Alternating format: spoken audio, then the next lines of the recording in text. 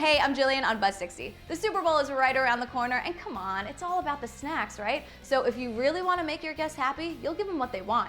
You'll make a Snackadium. All the party snacks you can imagine put together in the shape of a stadium. It's real, it's ridiculous, and every party should have one.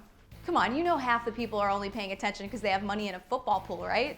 There are lots of ways to make it, and you can be as creative as you want. You can start with some guacamole in the middle, line it with various potato chips, and surround the outside with some Rice Krispie treats to keep it all together. Simple, yet filling. Or you can take a cue from Life Tastes Like Food and actually construct a small stadium using cardboard, complete with a beer blimp, bacon dome, and football players made out of cheese, olives, and salami. There's lots of inspiration over at Snackadium.com, so grab your friends and make your own. It's not just for football. If we live in a world where Snackadiums exist, you can make them for whatever sport you want.